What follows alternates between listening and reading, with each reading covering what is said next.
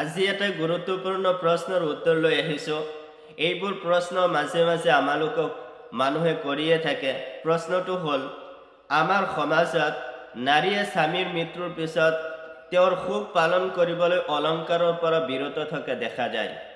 ইয়াৰ উপৰিও সকলো অঞ্চলতে বিধৱা মহিলাই বগা কাপোৰ পিন্ধাৰ নিয়ম প্ৰচলিত আছে। বহুতে ইয়াক কেৱল সামাজিক ৰীতি নীতি বুলিয়েই গণ্য কৰে, আকৌ বহুতে ইয়াক শৰীয়তৰ নিয়ম বুলি গণ্য কৰে যদিও ইয়াৰ প্ৰতি সিমান সাৱধান নহয়। আকৌ বহুতে এইবোৰক অন্ধবিশ্বাস বুলি মন্তব্য কৰে। জানিবলগীয়া কথাটো হ'ল, আচলতে এই সন্দৰ্ভত শৰীয়তৰ নিৰ্দেশনা কি? স্বামীৰ মৃত্যুৰ পিছত পত্নীয়ে কি কৰিব লাগে?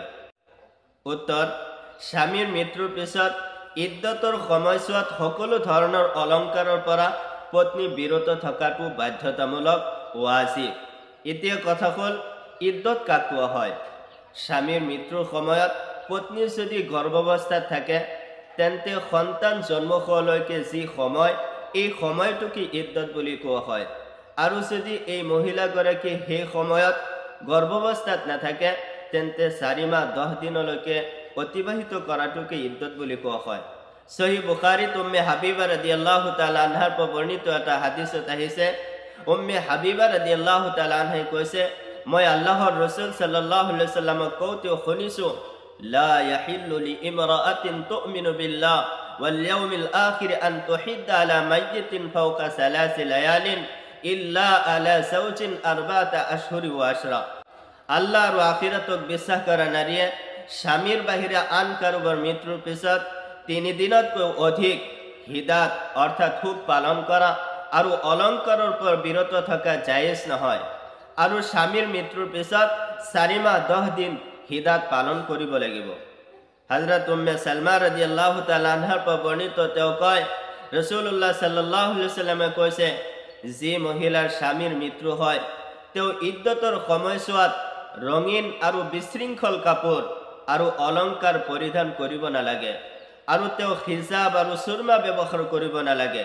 আল্লামা কুৰতুবী ৰহমাতুল্লাহ আলাইহি তেখেতৰ বিখ্যাত তাফসীৰৰ গ্ৰন্থ আল জামি লি আহকামিল কুৰআনতো ইদ্দত সম্পৰ্কীয় আয়াতৰ ব্যাখ্যাত লিখিছে, হিদাত পালনৰ অৰ্থ হ'ল মহিলাগৰাকী ইদ্দতৰ সময়ত সুগন্ধি, সুৰমা, হেনা, অলংকাৰকে ধৰি সকলো বিশৃংখল কাপোৰ ত্যাগ কৰিব লাগিব।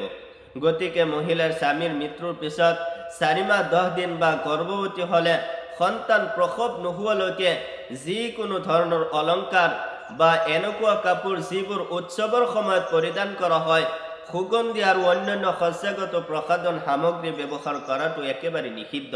লগতে হেনা, সুৰমা প্ৰয়োগো কৰিব নোৱাৰিব। কিন্তু যদি ব্যৱহৃত ৰঙীন কাপোৰখন চিকচিকীয়া নহয়, তেন্তে পিন্ধিলে তাত কোনো সমস্যা নাই। ইদ্দত পালন কৰোঁতে বগা কাপোৰ পিন্ধাটো বাধ্যতামূলক নহয়। বগা কাপোৰ পিন্ধা যদি কোনোবাই জৰুৰী বুলি ভাবে, এইটোহে ভুল হ'ব। ইদ্দতৰ সময়ত মহিলাৰ বাবে সুন্দৰ সুন্দৰ কাপোৰ আৰু অলংকাৰ আদি পৰিত্যাগ কৰা কেইবাটাও হাদিছৰ দ্বাৰা প্ৰমাণিত। গতিকে এই ক্ষেত্ৰত হাদিছ অতি গুৰুত্বপূৰ্ণ। এয়া শৰীয়তৰ এটা গুৰুত্বপূৰ্ণ বিধান। গতিকে ইয়াক সামাজিক প্ৰথা বা অন্ধবিশ্বাস বুলি গণ্য কৰাটো একেবাৰে অন্যায় হ'ব। আল্লাহ আৰু আখিৰাতক বিশ্বাস কৰা সকলো মুছলমানে শৰীয়তৰ প্ৰতি সন্মান কৰা উচিত। উক্ত বিধানসমূহ পালন কৰাত সাৱধান হোৱাটো মহিলাসকলৰ বাবে কৰ্তব্য।